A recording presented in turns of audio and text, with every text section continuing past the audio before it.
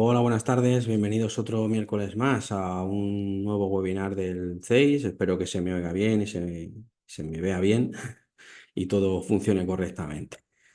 Como todos los miércoles vamos a hablar de un tema relacionado con la ciberseguridad o con la informática. Bueno, pues esta vez va a tocar hablar de hacker, que aunque bueno, ya hemos hablado, lo hemos nombrado en multitud de webinars anteriores, enseñando ataques, enseñando tipos de ataques, etcétera, todo lo que digamos realiza un hacker. Pues queríamos hacer un pequeño resumen de eso, de qué es un hacker, el término en sí y bueno, los tipos, cómo se clasifican, incluso delitos que se pueda, o penas o delitos que se pueden dar en caso de cometer algún tipo de acción de hacking, ¿vale? Entonces voy a mostrar el índice de la presentación para que veáis lo que vamos a hablar. Como aquí os he dicho, vamos a hablar de qué es un hacker, el término en sí, el tipos de hacker, cómo se clasifican, los equipos, Blue Team y Red Team, que es referentes a la seguridad en organizaciones, ciberdelincuentes o tipos de ciberdelincuentes sería en este caso, y también, como os he dicho, pues algunos delitos que se cometen y penas que en el caso de España, digamos, en otros países será diferente, pues te pueden aplicar en caso de cometer algún delito de los que esté tipificado como tal en el mundo de las telecomunicaciones, ¿vale? Pues bueno, vamos a empezar, sobre todo vamos con el primer punto de qué es un hacker, ¿vale? Un hacker, al contrario de mucha gente, porque está un poco desvirtuado el término hacker, es una persona experta en el manejo de computadoras que se ocupa de la seguridad de los sistemas y de desarrollar técnicas de mejora.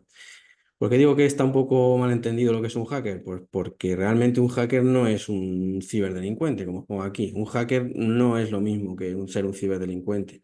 Sí que es cierto que debido a, bueno, películas o medios, prensa, etcétera, pues ha acuñado que el término hacker tiene que ver con ser un pirata de informático, un delincuente. De hecho, yo creo que si mal no recuerdo, en el diccionario de la Academia Española de la Lengua viene que es un pirata informático. Sé que ha habido movimientos para que incluyesen realmente la definición de un hacker, pero que desde el momento que se incluyó se definía como pirata informático, digamos, como alguien que se dedica a hacer el mal y no es así. Realmente un hacker pues es una persona que tiene ciertos conocimientos en programación, en sistemas, en redes, suelen ser expertos en casi todo, digamos.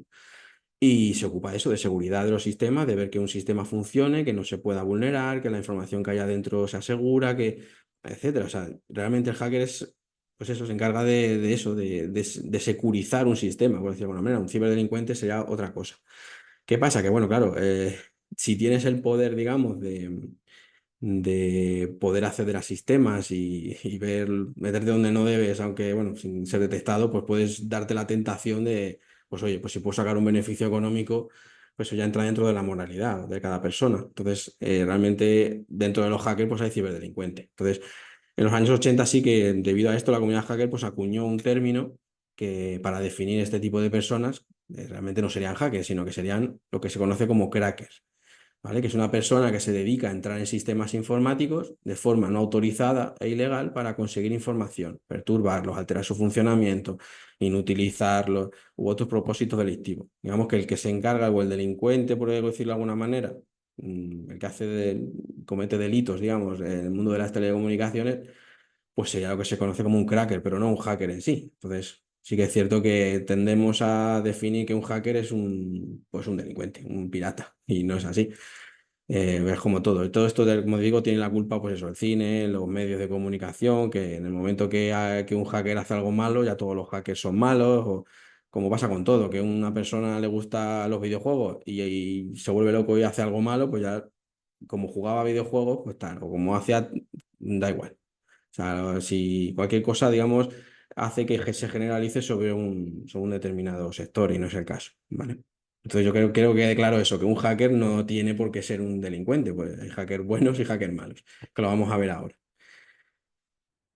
Vale, pues la clasificación de los hackers, sí que es cierto que he visto que a algunos no les hace mucha gracia el tema de los sombreros, pero sí que se ha generalizado un poco que va el tema de los sombreros para definir qué tipo de hacker es, el color, digamos. Y esto, según he visto, viene de películas del oeste, en blanco y negro. El bueno iba con el sombrero blanco, si hacéis memoria, si habéis visto películas del oeste de esa época, western, de vaqueros, vamos. Pues el bueno siempre iba con sombrero blanco y los malos siempre llevan sombreros negros. Entonces, se ha cogido un poco de ahí, del tema de los sombreros de esa época. Entonces, lo podemos dividir, ya digo, por el color de los sombreros, es como se ha clasificado siempre, por ejemplo, tenemos el white hat, que es el sombrero blanco, que como hemos dicho, suelen ser los buenos, y es el hacker ético, que lo que se dedica es a detectar brechas de seguridad en los sistemas informáticos con permiso de la organización y dentro de los límites de la legalidad, o sea, dentro de lo legal, siempre dentro de la legal. Y con permiso, sobre todo. O sea, digamos que no suelen ser personas que incluso trabajan para organizaciones o no sé, es una empresa, trabajo para una empresa que se dedica a hacer estudios test de penetración, como se suelen llamar, o análisis de vulnerabilidades. A lo mejor dice, bueno, pues mira, queremos publicar una página web y no sabemos si nuestra web va a ser segura, una tienda virtual o cualquier cosa. Contratamos a esta empresa o lo mismo lo tienen dentro de la propia empresa, pero contratan una empresa que tiene una serie de un departamento de seguridad y se dedican a, pues, a hacerle test de penetración, pruebas, inyecciones de código, etcétera, para ver por dónde podría fallar la página para solucionarlo. Pero claro, todo, como os he dicho, con permiso de la organización o propietaria de ese sitio, de ese sistema y dentro de lo que es la legalidad. ¿Vale?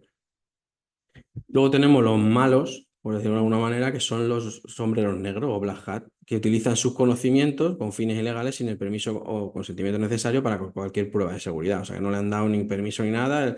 Lo que quiere es robar, defraudar, extorsionar, lo que sea. Pero todo siempre dentro de la ilegalidad. Digamos que aprovecho mis conocimientos de sistema, de todo, programación, etcétera, pues para hacer el mal, por decirlo de alguna manera. Entonces, esos serían los de sombrero negro. Y luego tenemos unos que están entre medias, que son los sombreros grises.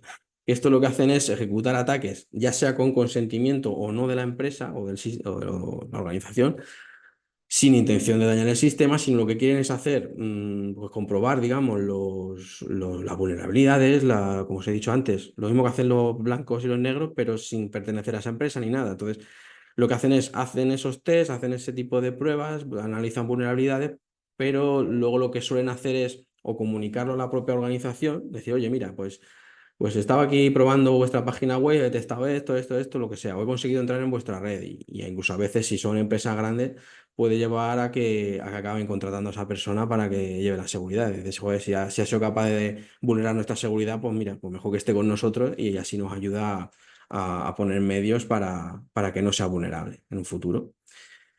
Luego han salido otra serie de colores, van habiendo subtipos, ya depende de. A ver, yo he estado buscando información y la mayoría se clasifica así. Hay veces, sí que es cierto que en algunas fuentes, pues a lo mejor al azul le dicen que es de otra manera o que es otra definición, pero yo he recuperado tres colores más, que son el azul, el negro y el verde, ¿vale? Que más o menos, pues en casi todos coinciden que es esto, ¿vale? Entonces, el azul es un subtipo del blanco, ¿vale? Que no forman parte de la organización y contratados externamente. Es con lo que he dicho antes. El blanco normalmente suele pertenecer a la organización, sí que es cierto que os he dicho que puede ser una empresa, que forma parte de una empresa que subcontrata, pero en este caso no. O sea, la empresa te contrata, pero no eres parte de la organización y te contrata externamente, eso no pertenece. Haces lo mismo que uno blanco, pero eres externo. Digamos que sería un sombrero blanco, pero subcontratado, ¿vale? Una subcontrata. Luego tenemos el rojo. El rojo se dedica digamos, a luchar contra otros hackers. Sería como el justiciero de, de los hackers. O sea, digamos, ataca a otros, a los sombreros negros. O sea, utiliza sus conocimientos para localizar las frustraciones de ciberdelincuentes. Este tipo de hacker pues también va a utilizar métodos que son dudosos, de dudosa legalidad, porque claro, va a necesitar para llevar a ciertos, que sea como los detectives, que para llegar a cierta información a veces necesitan estar un poco al borde de la ley, incluso vulnerarla para entrar en equipos, en este caso entrar en equipos de las personas sin permiso, etcétera, para conseguir información, para localizar a esos ciberdelincuentes o información de lo que quieren hacer, etcétera. Pues realmente aunque tú te metas en el ordenador de una persona que va a hacer un ataque, realmente estás vulnerando su intimidad. Entonces, sería ilegal, ¿vale? Y luego tenemos los de sombrero verde, que son conocidos como novatos, o neófitos, o digamos, que pues eso, son gente que está empezando en el mundillo del hacking, que pues, les gusta, les atrae, ven gente que lo ve, gente que hace cosas, ellos consideran guays, y dicen, bueno, pues yo también quiero ser. Y empiezan pues eso, utilizan programas, pero sin conocimiento alguno, o a veces sí, a veces no, y dice, oye, pues me he bajado un programa que hace esto, pues lo pruebo. Entonces, lo que quieren hacer realmente es llevar a ser como sus ídolos, por decir de alguna manera, y quieren ser aceptados en el mundo del hacker. Lo que pasa es que a veces pueden causar daño, como os pongo ahí, a los sistemas que quieren comprometer sin tener ni idea de lo que están haciendo. Es decir, pues pueden bajarse un programa que realiza ciertos exploits o ciertos ataques a una organización, pero no saben realmente las consecuencias que puede tener. Lo hacen porque, oye, yo quiero ser alguien en este mundillo, entonces lo intentan. O sea, realmente no tienen los conocimientos que puede llegar a tener un hacker experimentado. Digo, porque el hacking es como la programación o cualquier otra actividad informática. Hay que dedicarle muchas horas. No vale con verse un par de vídeos en YouTube de cómo entrar en un sistema porque es que tienes que hacer muchas prácticas. Pasa igual, os digo, con la programación, por ejemplo. Entonces, eso, son gente novata. Quiere ser hacker, pero no, todavía no tiene los conocimientos necesarios, se lanzan a hacer ataques y al final pues, pueden acabar liando. Vale, vamos a hablar ahora del Blue Team y el Red Team. Vale, esto es en los equipos normalmente de seguridad o empresas de seguridad suele haber, digamos, el personal de ciberseguridad se divide en dos equipos, que son el Blue Team y el Red Team. ¿Vale? Cada uno va a dedicarse a una cosa. Evidentemente, el Red Team será el atacante y el Blue Team será el defensor. Por los colores ya se puede intuir. ¿Vale? Pues como os digo, el Red Team ejecuta estrategias de pentesting, simulaciones de ataque, tal y como haría un hacker, de sombrero negro, a los sistemas de información para identificar vulnerabilidades y brechas de seguridad. Entonces, el Red Team haría, digamos, de los malos de la película. Entonces, escogería el sistema, pues realizaría pruebas de penetración, escaneo de puertos, revisarían los programas que están instalados, los sistemas para verificar qué versiones tienen, qué vulnerabilidades. Realmente van a estar más tiempo analizando que atacando. Va a ser muy amplio el análisis. Incluso pueden hacer campañas de phishing en el personal de la organización. Pues eso, hacen una campaña de phishing y dicen, vamos, para ver qué departamentos o qué personas pican, digamos, en ese tipo de... Porque eso no deja de ser un ataque, lo puede hacer alguien de dentro de la organización o de fuera. Entonces, pues luego dar una charla de concienciación a esa gente o incluso ingeniería social para ver quién puede dar datos de la empresa que no debe, etcétera. Digamos que serían los que se encargan de analizar este tipo de vulnerabilidades, incluso de atacar la organización. Imaginemos que la empresa tiene una, como no sé si lo he dicho antes, como una página web y quiere ponerla en producción, pues le encargan al Red Team, pues vamos, pues atacar esta página, a ver que si se puede inyectar código, si se puede acceder a la base de datos, lo que sea, para ver exactamente qué es lo que se puede, que habrá que cambiar en esa configuración de la página. Entonces, normalmente este equipo actuaría sin que las demás personas de la organización lo sepan. Bueno, el Blue Team supongo que sí que lo sabrá, pero y el jefe, digamos, lo que es o el jefe del departamento de seguridad o el jefe de la propia empresa. Pues claro, tiene que saberlo, evidentemente. Pero normalmente no lo publicitan porque, claro, si la gente sabe que el Red Team está, bueno, va haciendo una campaña de phishing o cualquier cosa, pues va a tomar medidas y no va a ser real. Es como el famoso cliente misterioso en algunas cadenas de supermercados o de comida, etcétera. Pues lo mismo. El Red Team va a hacer ataques, pero sin que nadie sepa que están ahí haciendo su trabajo, ¿vale? Y luego está el Blue Team, que es el encargado de la defensa de los sistemas de información, para los que llevan a cabo, pues eso, diversas medidas, entre los que se encuentran la identificación y evaluación de riesgos, aplicación de políticas de seguridad y la supervisión de la configuración y actualización de los sistemas, ¿vale? Pues se encarga de estos dos equipos, o sea, digamos, estos serían los defensores. Entonces, estos dos equipos sería absurdo que no trabajasen o trabajasen sin conocimiento el uno del otro. Es decir, si el Red Team detecta cosas, lo normal es que se lo comunique al Blue Team. O sea, el Blue Team va a llevar a cabo actuaciones para que el Red Team no tenga éxito, pero oye, si el Red Team tiene éxito, pues decir, oye, mira, hemos detectado que en esta aplicación hay que actualizarla, que ha salido un parche de seguridad y está desactualizado. Vale, pues no nos hemos dado cuenta, pues el Blue Team lo va a hacer. O el tema de desarrollo, hay una página o una aplicación que se ha puesto en producción o se va a poner en producción, que han detectado brechas de seguridad en ella, pues le van a decir cómo han entrado, van a dar como una especie de informe al Blue Team para que ellos, pues eso, puedan tomar las medidas que sean necesarias. Ya de por sí van a tomar medidas, pero si el Red Team les dice lo que ha encontrado, pues a ver, no es muy difícil encontrar todos los fallos de un sistema. Entonces, si lo consiguen vulnerar, pues ellos se ponen en contacto o le pasan un informe al Blue Team y se ponen las medidas necesarias. Hay un tercer equipo que es el Púrpura, el Purple Team, pues eso, es como, puede ser un equipo diferente o el mismo, simplemente es como un equipo que se crea para coordinar. Ahí se ponen en común, digamos, las actuaciones que van a llevar a cabo Ya os digo que puede ser un equipo por separado o, digamos, los dos equipos juntos que lo denominan así. Purple Team, que es como para coordinar la actuación de los dos equipos y no ir a lo loco. Decir, oye, mira, vamos a hacer esto, pues, y vamos a estar en comunicación y pasar los resultados y ver qué se puede hacer incluso entre los dos equipos. Si al Blue Team, por ejemplo, no se le ocurre una forma o no localiza una forma de parar una vulnerabilidad o un ataque, pues con el Red Team también pues, les puede indicar cómo ellos creen que podría hacerse esa tarea. Vale, pues pasamos a lo siguiente, que ya sería ver una clasificación más o menos habrá más seguramente, pero bueno, yo he localizado pues, ciberdelincuentes o tipos de ciberdelincuentes que podemos encontrar, ¿vale? El más común, como siempre, es aquel cibercriminal o ciberdelincuente que tiene motivaciones financieras, vamos, el dinerito. Robar y monetizar información y lo que hacen es convertir esa información en REM para extorsionar al cliente o a empresas o lo que sea para conseguir dinero a cambio. Por lo que hemos hablado siempre, pues por los típicos phishing, pues sería una opción. O el ransomware, por ejemplo, hemos hablado en otros webinars, que es pues eso, acceder a un sistema, encriptar la información con un algoritmo de encriptación. Tú solo conoces cómo se ha encriptado esa información y pedir a cambio un rescate.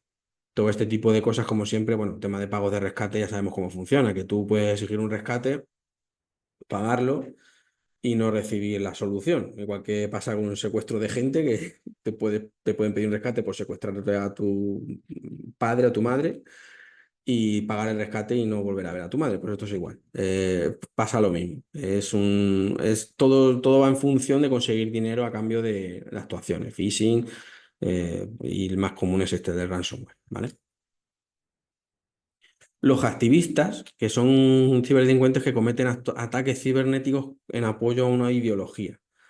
Bueno, pues estos suelen ser grupos, normalmente. Bueno, hay también individuales, pero los más conocidos son grupos como puede ser, por ejemplo, Anonymous.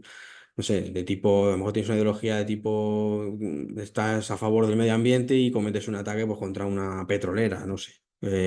Sería de tipo de personas. O sea, realizas un ataque organizado en apoyo a algo en lo que crees, alguna ideología, algo que consideras injusto, pues incluso, yo qué sé, pues puede ser de tipo religioso, supongo, o político.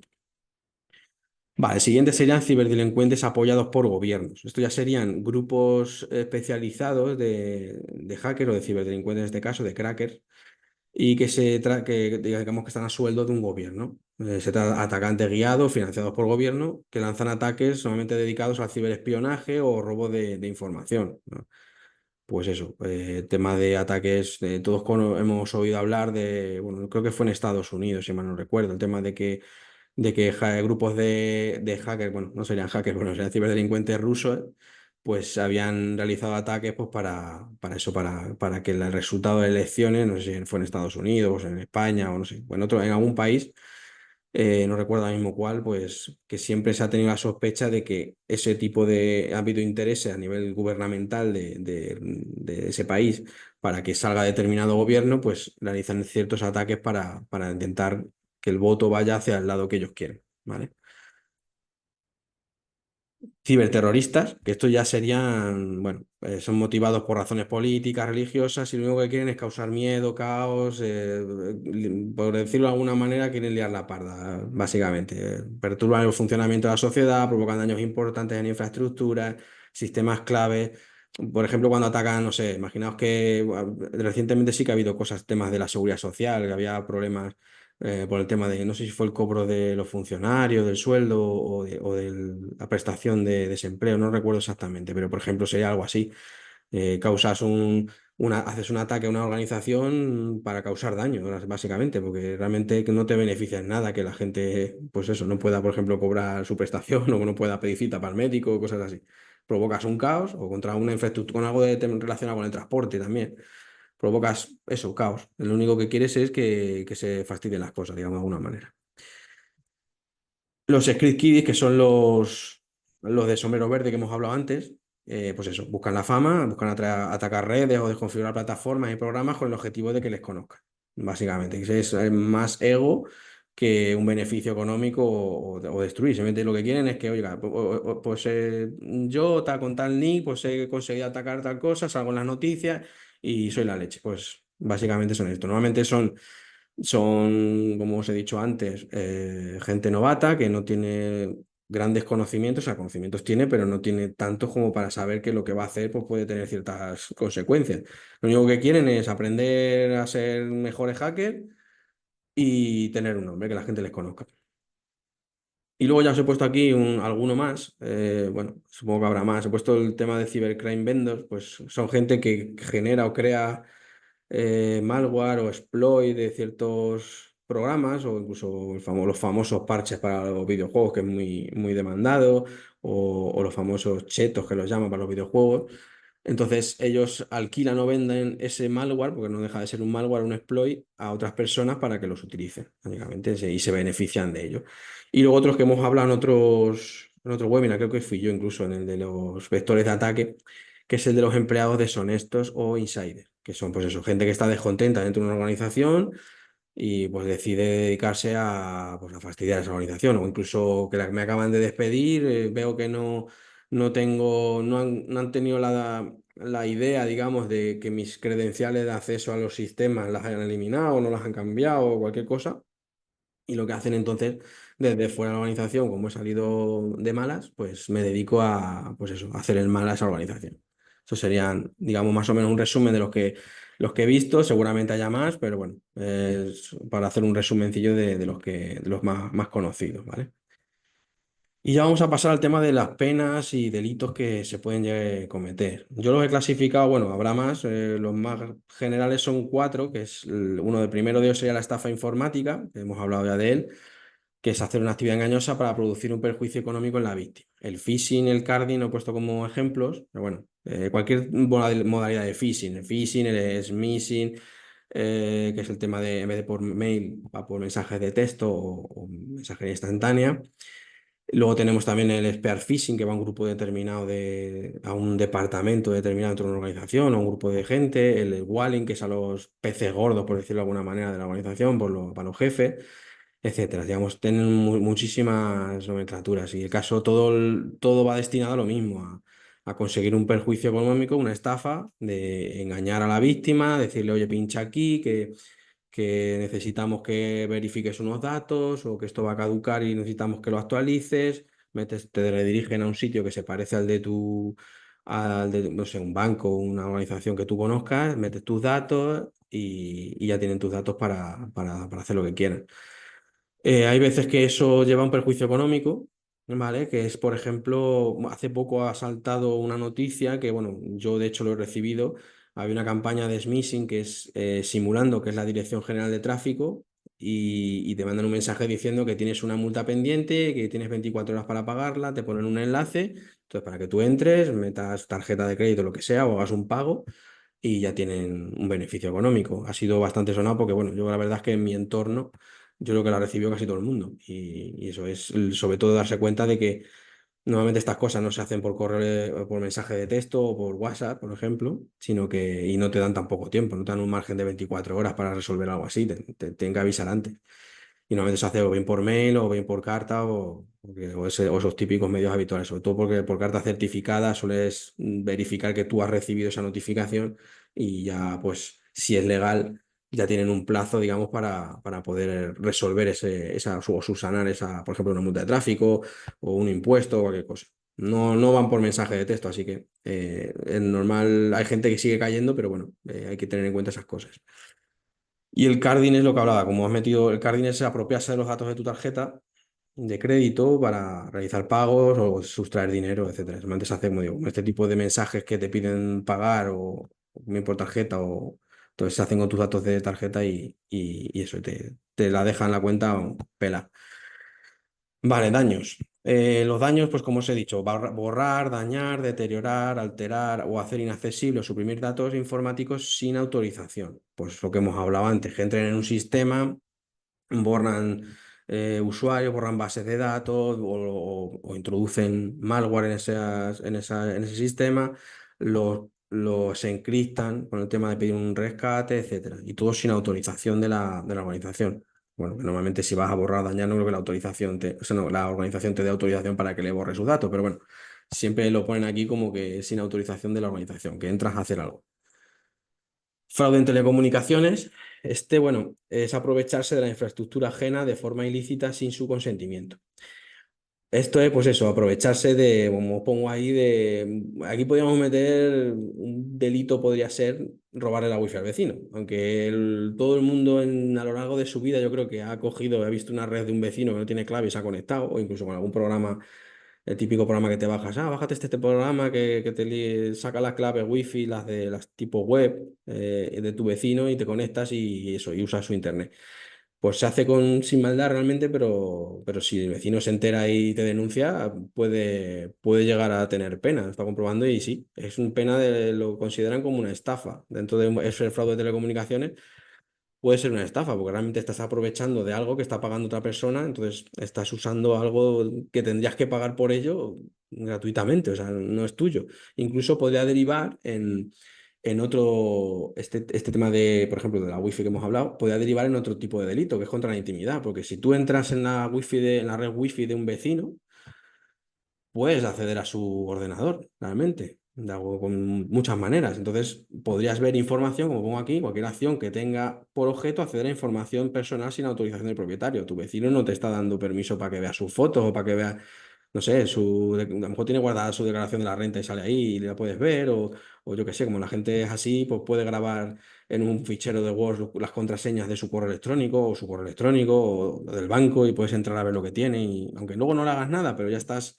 vulnerando su intimidad. Ver las fotos de sus últimas vacaciones, pues también es vulnerar la intimidad. Entonces sería también considerado como delito. Atentaría, pues eso. No sé si es el artículo 18 de la Constitución, no lo recuerdo muy bien, pero bueno.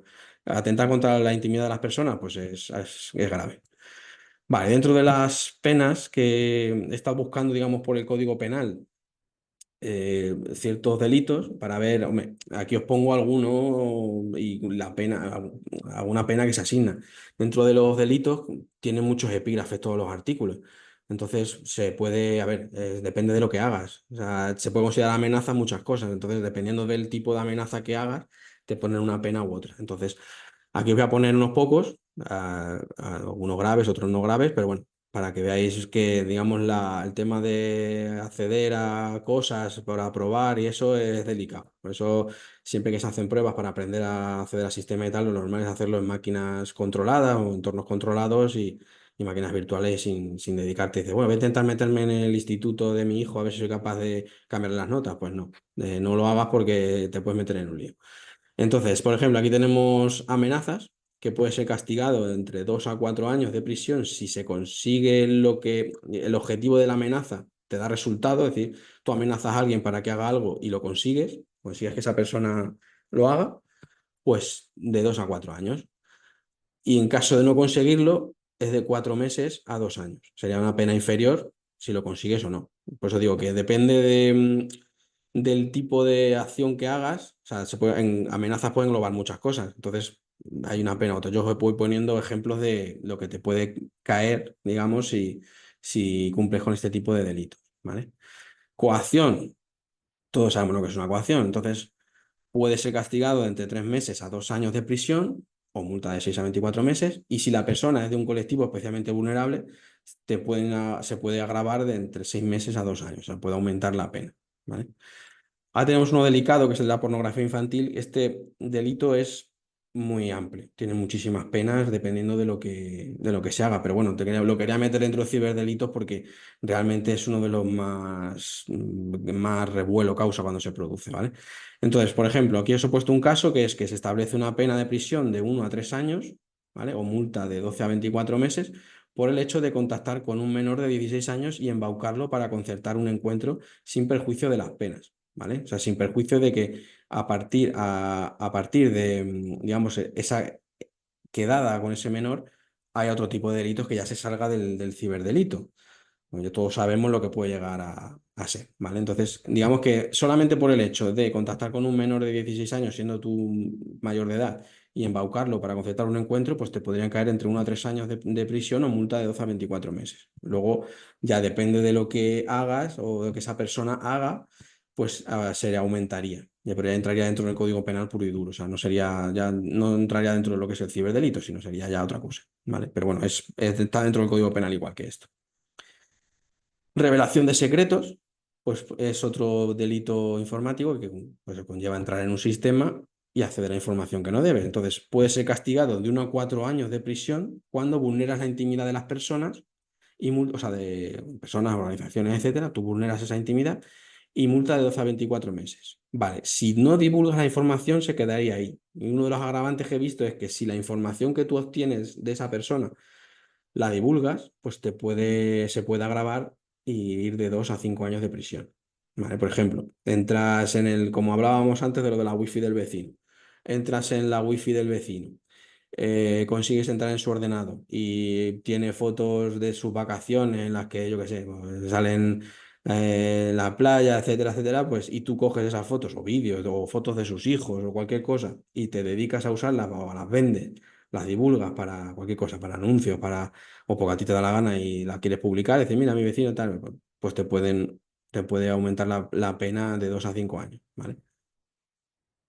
Y con más agravante, pues tienen, como os he comentado, cada delito va aumentando dependiendo del agravante que se le aplique, ¿vale? Estafa informática, lo que hemos visto antes, puede ser castigado de 6 meses a 3 años de prisión, pero se agrava dependiendo del delito cometido. Está viendo que uno de los agravantes depende de la cantidad, por ejemplo, que estafas. Evidentemente, no es lo mismo estafar 5 euros o 10 euros o 400 euros que estafar miles de euros o estafar una persona que estafar a 1.000 personas. Evidentemente, se agrava según el tipo de delito que cometas, ¿vale? Pero en principio la pena mínima, según me marcaba, eran de 6 meses a 3 años de prisión. Y ya el último que he puesto es el de daños a sistemas, que puede ser igual que el anterior, castigado de 6 meses a 3 años de prisión, pero se puede agravar dependiendo del delito que cometas. Pues aquí igual que antes. No es lo mismo entrar, como hemos hablado todo el rato, del ordenador de tu vecino que meterte en yo qué sé, por poner un caso extremo, en la NASA y robar diseños de cohetes y cosas. Y pues eso, pues seguramente te sea mucho más grave eso que entrar en el ordenador de tu vecino y ver las fotos de la comunión de su hijo, no sé, o de unas vacaciones. ¿Vale? Y en principio, bueno. Esto sería todo. Como os he dicho, sería algo breve. Hemos intentado dar un resumen de lo que es un hacker y sobre todo intentar ver que un hacker, aunque ya se ha acuñado el término de hacker como alguien malo, es complicado ya quitar ese San Benito de lo que es un hacker, pero bueno, que sepáis que un hacker realmente no tiene por qué ser malo. Puede ser malo o no, como, como todas las personas. Bueno, entonces yo si queréis dejo un poco de tiempo para preguntas, por si queréis hacer alguna y nada. Y mientras tanto deciros que bueno, que para el miércoles que viene pues habrá otro webinar. En principio el tema se dirá durante esta semana o durante la semana que viene, a primeros de semana. Y como siempre, pues será el miércoles por la tarde a las 3:30 como todos los miércoles. ¿De acuerdo? ¿No tenéis ninguna pregunta? No, vale. Pues nada, pues simplemente emplazaros al miércoles que viene y nada, espero que de este webinar haya servido para conocer un poco más los tipos de hacker que hay y nada, y ya nos vemos para la siguiente semana, ¿de acuerdo? Venga, gracias por estar y un saludo a todos.